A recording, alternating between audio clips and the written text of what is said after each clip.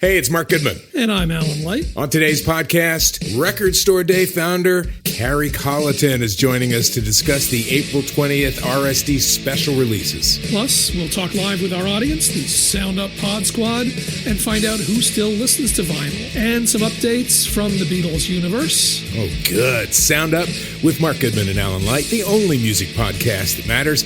Get it on Pandora, Spotify, Apple Podcasts, or wherever you get your podcasts. What's good, y'all? This is Breeze Brewing from the Mighty Juggernauts. And make sure you subscribe and download the podcast, Library Rap, the hip-hop interviews with Tim Einenkel.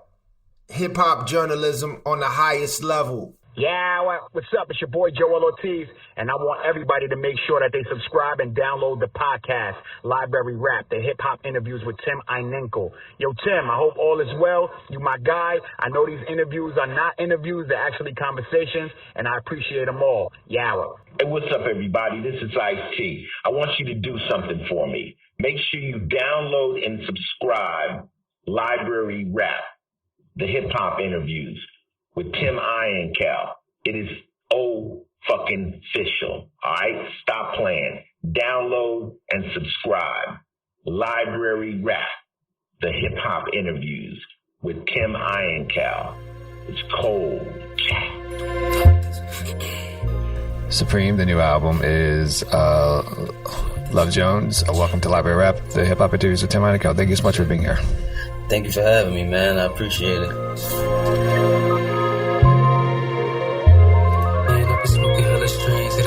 So I'ma do my thing, I'ma do my thug this one. This one from my niggas from college, from the line, and that's in poverty, so we can do our thing. Check, check. Man, I've been smoking hella strains of the grain, so I'ma do my thing, I'ma do my thug thizzle. And right now I'm feeling real good in the hood. I'ma do my thing, I'ma do my thug thizzle. Free my niggas from the college, from the line, and that's impoverished, just so we could do our thing, we could do our thug thizzle. Cool, so I was trying to figure out, that intro was short because I was trying to figure out the best way to introduce you, so I thought I should ask you. I was like, if someone asks you who is Supreme, what is your response to them?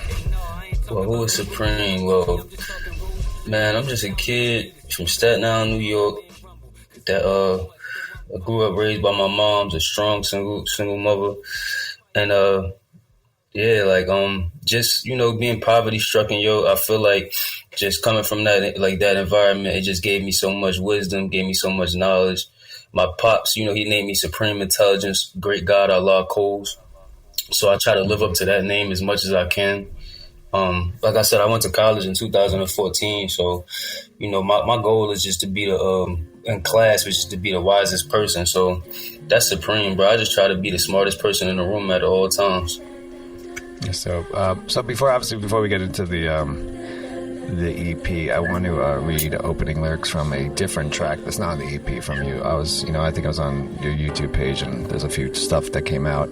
And the lyrics start out like this. They go, I walk around with compositions for competition. It was never rhymes in it. I'll be sketching the day.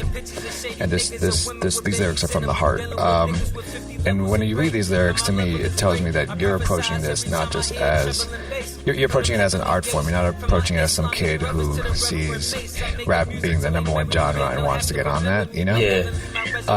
So can you just talk quickly about who were your influences, but also who taught you to approach rap not just as a popular genre, but also as this art form? Well, growing up, my whole family is really musically inclined. So just growing up with that perception right there, it always gave me like an artistic expression.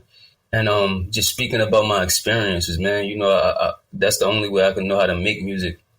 And speaking about my experiences, I'm a very artistic dude. I like a lot of old R&B and a lot of old movies, even more. I love watching movies. I get a lot of inspiration from a lot of old movies, like 60 movies and stuff like that.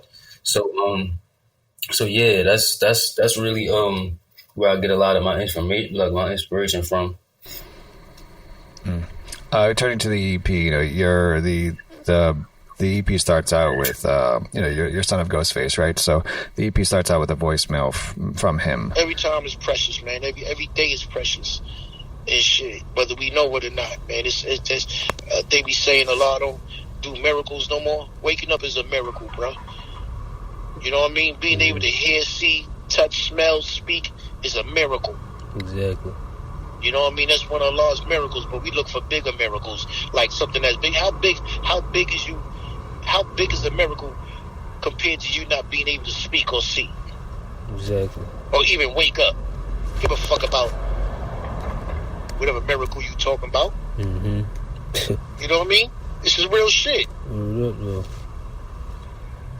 Can you first talk about the importance of the album title, Love Jones? Okay, so Love Jones, it started off with just like, it was the concept around like all of my old relationships, and then like, just a lot of my family relationships and everything. But a lot of the things didn't apply to my life at the time when I wanted to drop the project. So I had to switch the concept to basically like, everything is a Love Jones, like Love Jones with my mom, like my sister, my brother, everybody that I get a good vibe with. I feel comfortable and I feel happy when I'm around them. And I feel like that's relatable everywhere, So I wanted to create that vibe. I didn't really know what to call it, but Love Jones, like I said, is one of my favorite movies if you ever see it. Mm-hmm. So, so I just wanted to create that vibe right there. We obviously mentioned that the opening track, is it's Miracles. It's voicemail from your dad, and it's like if we did not know Ghostface was your dad. I hope this makes sense. You hear Ghostface on the track, and you're like, all right, this is an automatic cosign from one of the best MCs to ever do it, right? But then we know it's your dad, right? So then it's like, all right, so this is a heartfelt message from Supreme, the artist's dad, no matter if he's Ghostface or not. This is still a heartfelt message, right? Yeah. Why? And it works. Like, it works either way. It works as and I'll tell you this later, but it works as this entire having this conversation with your dad in the track. You forget that it's Ghostface. You're just hearing this wonderful conversation between son and father. Why is it? Why do we start out this EP with a voicemail from your dad? Well, I felt like it was necessary, not to get too detailed, but, we had a rough relationship a while back, a long time ago, but just getting older, having a son, going to college, and learning how to accept what's unfair in life, I just took it upon myself to try to forget about or just try to move past a lot of these things that, that fathers and sons sometimes go through in today's day and age. But, so I felt like it was really necessary because I wanted to clear up a lot of unspoken questions that I felt like was floating around, and for myself. And music is the only way I really know how to express myself. So if I'm around people that I really, really care about, or if I admire them and I look their opinion, sometimes I may not know what to say at the right moment, So I have to capture it in my music just to get to some people's ear clearly, So I felt like it was very necessary. The second track, Prince Hakeem, it's another great track that you do, and what I really like about it is that it's you spitting 2 minutes and like 20 seconds, right, of straight lyrics, right? Mm-hmm. And then the last minute is you never come back. You just you just let the beat play out. Can you kind of talk about why this lyrical silence at the end? Well, I just wanted people to feel the beat, so it's a groovy tape. I don't really know how to explain it. It's not really that much backpack rap. It's not like a lot of gangster rap or anything like that. But it's very groovy and it makes you want to dance. So that track right there, of course, there's no hooks. So just by going for so long, like you said, I just felt like it was no need to come back. I felt like the instrumental felt good enough, to just leave that vibe. So, but when I do things like that, man, it's just really how I'm feeling at the moment. Sometimes I don't even think about it. So like, I'll just finish the line and be like, all right, that feels good. But if I feel like it needs more, I'll keep going. Are you an artist that, you have a bunch of lyrics kind of in store in archives and then you just looking for that perfect beat, or are you hearing that perfect beat and then kind of writing to it? A little bit of both, but I would say that I'm more I like riding the instrumental. I like hearing the instrumental, and if it speaks to my soul, then I could definitely I could write something to it right then and there. So I like hearing the instrumental for sure. To the track "Oh No," and it's just this thing I really ever since Jedi Mind Tricks did the track "Animal Rap." Mm-hmm. I really like when artists uses like classical music or violins, right, in hip hop, and the track "Oh No" does a great job of that with you. I mean, it's kind of perfectly. There's a violin or some sort of string in the instrumental that kind of takes on the journey with you, and your lyrics and your voice kind of complement it perfectly. I mean, you guys both complement each other perfectly. Can you talk about creating this track and kind of what did you think when you first heard? I mean, not just the instrumental, but maybe even the violin. Yeah, so when I heard this track, man, all of the beats, actually, when I heard all of the beats, bro, I got a certain goosebump feeling.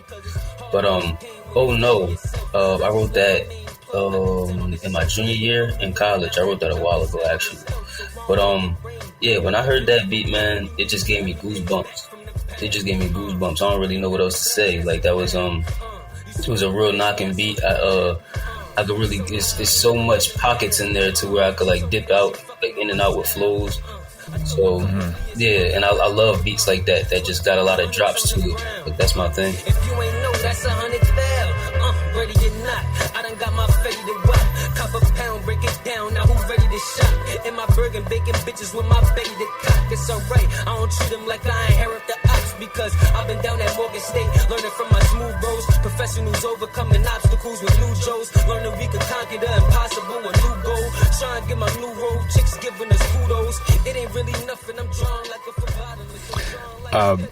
you know, we talk about obviously I mentioned your dad being on the opening track of this album, and you created, you know, you kind of you weave conversations throughout this EP with your dad, and I think what you really do brilliantly is that, you know, the average fan or the fan will hear Ghostface like, oh shit, that's Ghostface, right? But what you do perfectly here is that you are able to take this, I don't know if this makes sense, the stardom away from your dad and make him seem like a regular father who was just working a 9-to-5 job. Mm-hmm. Was this challenging for you to do? Like, I mean, because, you know, I imagine you don't want to be, you know, you don't want to be in the shadows of, you know, your parents, right? So is this a challenging thing to do when you're trying to create an album like this? Not at all. So like I said before, all of my music derives from just my personal feelings at that moment. So I didn't even know that was going to be on a tape, like the whole conversation. I just know that I wanted to listen to myself in response, just for personal reasons.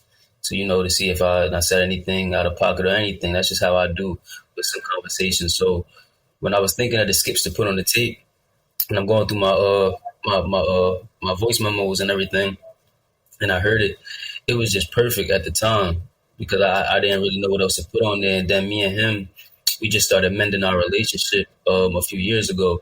So it was just a perfect thing. Like I said, being that we are talking now, I wanted to answer a lot of questions.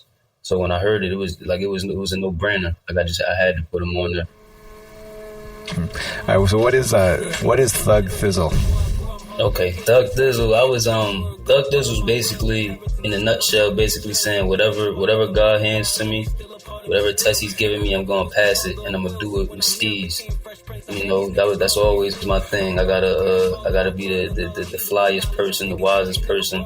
I gotta do it with steez. So, you know, I'm a very spiritual person, but I don't go to church every day or go to the mosque every Friday as I should.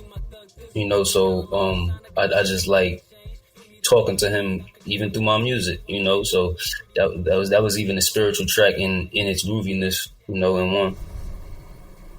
Was that the first track that you wrote for this EP? Say that one more time. Was that the first track that you wrote for the EP? No. The first track that I wrote was Take a Chance. Yeah, Take a Chance. Can you talk about can you talk about that process in terms of like when did you start penning it, and then when did you know that this was going to be a full song for the album. Okay, so that was right after my last project. It was called The GOAT. So this was a long time ago. And it was like right after one of my past relationships, as soon as I got to college. And that really hurt me. So I was getting past from that and going into a new relationship. And it was basically saying like, all right, I'm getting over this one, but then now I'm preparing for the next girl that may take that role, because that's just how I am. I'm a one man with one girl. I like being. I'm a lover boy, to be funny about it. But yeah, so the next person that was going to take that role, they that was basically just me hitting at that. Yeah. Think about it. Is music some sort of therapy for you? I mean, I asked this because I remember many moons ago, one of my first girlfriends in college, we went well, and then we broke up, and then I got, hit hard with it, right? Like, it was just like, and you're trying to figure out, like, how do you get out of that funk, so to say, right? Yeah. Do you find that, writing kind of is your therapy, your medicine? Oh, definitely. Definitely. We live in a world right now where mental health is at an all-time high. So, and music speaks to your soul. And I feel like without music, it'd be a lot more chaotic than it is right now. So I definitely got to listen to music every day. And being that I write music, I got to use it to express myself. I just have to. It has to be therapy for me. I mean, this entire EP is heartfelt, and you ended with the track "Thankful," which is like, I mean, as someone who's like you just kind of bared your soul on the table to the listeners on this one. Can you talk about the first track on that? Not the first. I'm sorry, the first verse of that record. But also, I was trying to figure out: is it about you? Is it about someone else? Can you talk about that first verse? Yeah, it's about me. So, like I said, when I was first started creating the tape, it was about a lot of past relationships that I had to overcome, and that was one of them. That was a old relationship. I was with a female for a long time, a real long time, and when we got to college, we just grew apart. We got older, we got curious, we grew apart, and I wasn't dealing with it as well as I should. So I always held on to it, So, but even now that I'm over it, it helped me as a man in growing and learning how to treat women and things like that. So that was a lesson from that relationship that will always stick with me. So I had to put that first. And then the second relationship, obviously it's me and my dad. And being that we wasn't talking for so long, and I wanted, just any kid, any active guy wants an active dad, so I wanted that for a while. And then I became a dad, and like I said, graduating and everything, it just made me want to just push everything to the side, because I always didn't want that what if feeling. What if something happened today or tomorrow and we didn't get a chance to do what we wanted to do, or me spend enough time together. So those are the two lessons, that from that, learning how to treat women and just learning how to forgive. There's two major things in my life right there, to where I had to merge them two together. This a few years back, I interviewed Joel Ortiz, and he has a record called "Learn You," right? Mm-hmm. And I think what's great about that song is that, and we talked about it during the interview, but he said like he remembers playing it for his kids the first time, and it's really like an apology to his kids to be like, I wasn't around because I was trying to have a career, and and I wasn't the greatest of all, greatest I could be, and what's so this track, Thank You, kind of reminds me of that, but it reminds me of that in a way that it's the kid's response to the to the dad as the artist. Can you?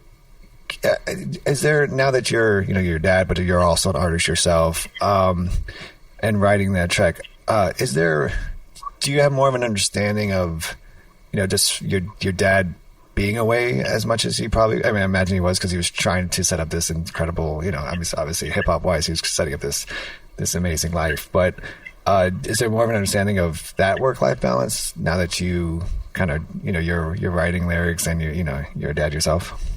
Yeah, man. So I feel like it took me to get older to even see it that way as well, because when you're young, you only see the things that you want to see. But when you're older, you could try to see it from all sides of the table. So when I got older and I started to really understand the way that he was brought up, and understanding the things that he had to go through, I didn't have to go through a lot of the things that he had to go through. So I started thinking about how would that impact your decisions? How would that make you, do things that you may have not really wanted to do, So I'm not justifying anything, but it does make me, like you said, understand it 100 times more. So, and it makes me feel more comfortable that way. So, yeah. Did you, prior to releasing the this EP to the public, did you play it for him, this track? Yes, I played it for him. Could I ask what his reaction was?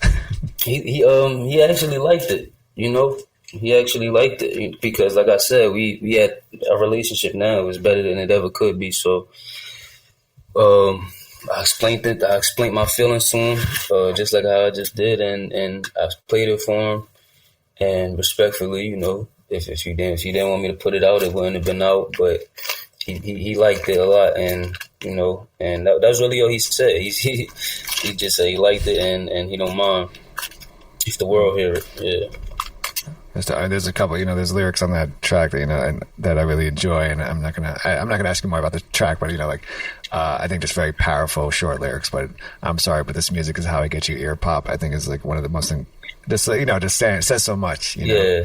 And it talks. I think it really just talks about your artistry, but also kind of finding this common, common thing, something common that you guys could actually, talked about or work through. Are you in search of deeper meaning in your life? Longing to manifest your true desires and unlock your full potential? Look no further than Portal Místico Podcast, your gateway to treasure trove of transformative tools, enlightening interviews, and enriching content.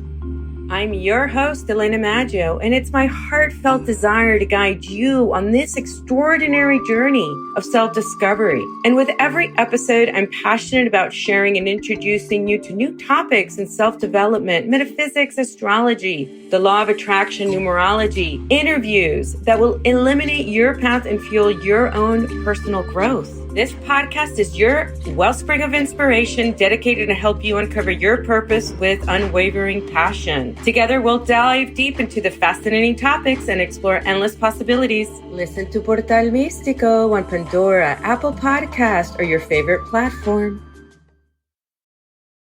Hey, it's Mark Goodman. And I'm Alan Light. On today's podcast, Record Store Day founder Carrie Colleton is joining us to discuss the April 20th RSD special releases. Plus, we'll talk live with our audience, the Sound Up Pod Squad, and find out who still listens to vinyl. And some updates from the Beatles universe. Oh, good. Sound Up with Mark Goodman and Alan Light, the only music podcast that matters. Get it on Pandora, Spotify, Apple Podcasts, or wherever you get your podcasts. As I said, there's a lot of lyrics on this EP that I really enjoy, and for someone who can't write lyrics to save his life, I have to ask you this question. Are there lyrics, is there a lyric on this EP that you are like, oh shit, I can't believe I wrote that, type thing? Like you hear it and you're like, God, I'm good, Well, not any specific lyrics, but when I listen to Control, I love that song so much, man, because it's like a movie to me. Like it's like I wake up, go throughout my day, and then I end it off, and everything is so smooth. I start talking in the middle of the song, like just a regular conversation. I just throw a movie line in there, and then I get right back on flow. So it's like yeah, that whole track in itself always makes me just want to dance, and it gives me goosebumps at the same time. Like I know when I shoot the video to that, it's gonna be extremely crazy. So this track is we say this, Love Jones, it's called an EP. What is there an album in the works for you? Is there tours now that things are opening up again? Well, yeah, we got four more projects dropping before the year ends, and then I'll the actual album will probably drop at the beginning of next year. But yeah, like I'm just trying to set up tours and everything right now. Just still trying to get my foot in the door. You know, we just came. The city just opened back up, so everything is not moving as fast as it should right now. But however, you know, we making noise, and you know, we just gonna keep dropping and just try to keep everything flooded. See where it takes us. I know you went to school in 2014 and you graduated. Is there a I mean, did you? I guess my final question is school for you, or the degree, is that the backup plan for you, or is it just something that you've kind of, being a student of hip hop, I think, right, of the music industry, is that something that you would hope more artists do, versus just trying to put all their eggs in one basket type thing? Definitely. So, I wasn't feeling like that at first. I went to college just specifically for my mom, meant to be a role model to my little sister. But nice. So when I got to my junior year, I had to like be reminded by my chairperson, because I switched my major 3 times. I was a marketing major, then I was a psychology major, then I was a sociology major, and that's what I got my degree in.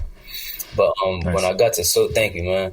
But when I got to sociology, it was just so easy at that point, because like right now we're socializing. So it wasn't really no studying that I had to do at that point. But what really helped me was I had a meeting with my chairperson, Miss Dr. Hargett, and she was basically telling me, like, you got to find something in school that works for you. I know you came here for good reasons, but you got to find something that works for you. And that's when I started writing my music as like my projects and different presentations and everything. So it really got easy at that point, because I wanted to quit, you know what I'm saying, in the middle. So when it got so easy, that's when I'm like, all right, bet I could actually use this for something, because I didn't plan on using my degree at all. I just came here strictly for the experience, and I learned a lot from my peers than I did from any professor. So, but yeah, so now like I'm thinking about doing, like, just to give you an insight in the future, like different studies on like how music affects people and different things like that, just because I got my degree and it to be, published and things. So I do plan on trying to get more people to go to college and things. That's dope. The new EP is Love Jones. The artist is Supreme. It's an incredible work of art, and also I encourage people to delve deeper into not just the EP but other stuff you've released, because it's all lyrical. It's lyrical gems, so to say. Supreme, thank you so much for being on Library Rap, the hip hop interviews with Tim Killah. I greatly appreciate your time. Nah, I appreciate you, man. It's been a great experience. Man, for real, man, I appreciate it so much. Hey, what's up, everybody? This is Ice-T. I want you to do something for me.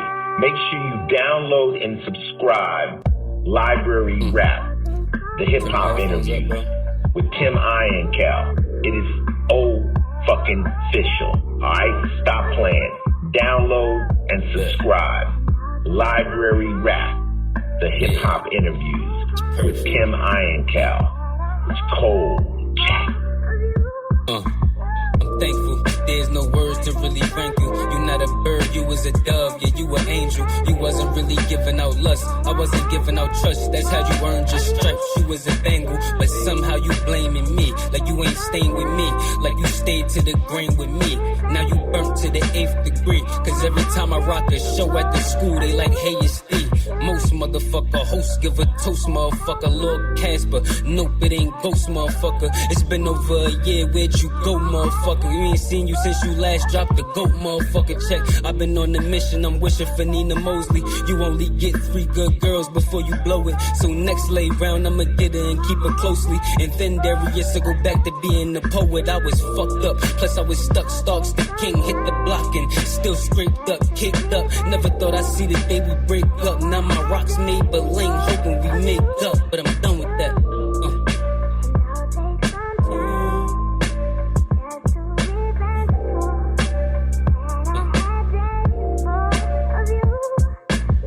Me and Pops dropped a few years back. Me and Pops let the calls stop a few years back. Me and Pops let the ball drop a few years back. Me and Pops let it all stop a few years back. Feel that, dear Pop, it's not about the Learjets, it's not about the money, it's not about all the damn checks, it's not about the fame, it's not about always working, not about what you have, it's about you as a person. Let me learn you something, dear Pop, it's all about the time you wasn't here, yes. All about me dealing with women and how it feels left. All about me gaining this knowledge and how I feel less. All about this unsold work that leave a man stressed. Yeah, check it all about, that's what it's all about. I never thought that texting would result to us falling out. I see it as a blessing, it was nothing to sort it out. Even though me and Omi had it rough, we be balling out. Dear Pop, it's all coming clear, Pop. I'm sorry, but this music's how I get to your ear, Pop. And I ain't disrespectful, I just speak like a man, Pop. I see you in the mirror every time that my bed drop. And if you ever need me, man, I'll be right here, Pop. Believe me, I ain't greasy, I ain't going nowhere, Pop. See, I just really hope that we could be best friends, but all I know is God told me to be a bigger man, Pop. So hip hop, I'm sorry for the time I said fuck you. I'm thankful that your music is something I could look up to. I'm sorry that for everything you said, we ain't rumble. Cause when you hurt my mama, you know you deserve karma. But know that my soul's opposed to murder drama. Damn, I forgot that. I ain't even finished that joint. You can stop that, hold up.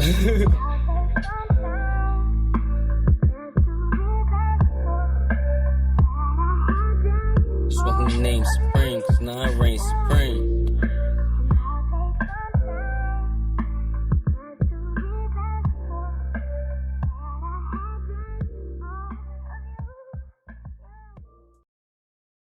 Hey, it's Mark Goodman. And I'm Alan Light. On today's podcast, Record Store Day founder Carrie Colleton is joining us to discuss the April 20th RSD special releases. Plus, we'll talk live with our audience, the Sound Up Pod Squad, and find out who still listens to vinyl. And some updates from the Beatles universe. Oh, good. Sound Up with Mark Goodman and Alan Light, the only music podcast that matters.